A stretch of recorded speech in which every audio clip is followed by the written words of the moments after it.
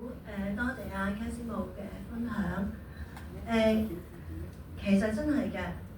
耶穌係一個全能嘅醫治者。頭先阿 K 師母講嗰個即係媽媽咧，其實係好耐之前都曾經有一個。咁我覺得咧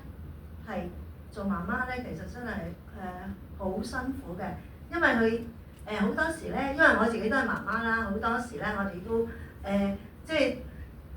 做嘢都做到乜嘢，翻屋企又要照顧仔女，所以我哋嘅身體都係好虛弱。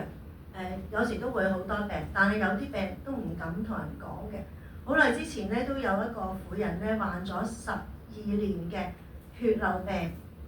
咁佢喺有一日咧，佢竟然見到耶穌喺度講道喎，咁咧佢就走到耶穌嘅後邊，係摸下耶穌嘅衫，淨係摸佢嘅衫啫。咁佢摸到耶穌嘅衫之後咧，佢竟然係得到醫治，得到耶穌嘅醫治，佢嘅血漏病咧就即刻好返啦。呢個就係神蹟嚟嘅，唯有主嘅恩典、主嘅大能，然後先至做到嘅，先至可以得到呢一份嘅醫治嘅。咁依家咧就係聽下福音粵曲班嘅姊妹杜秀芬同埋我陳奕書唱嘅《還血流婦人》，係有請。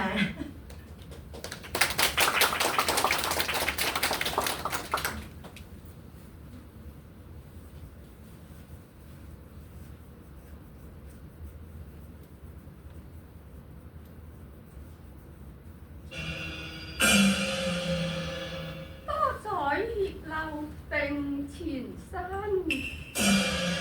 半生不願苦難尋，聞得耶穌經此地，只靠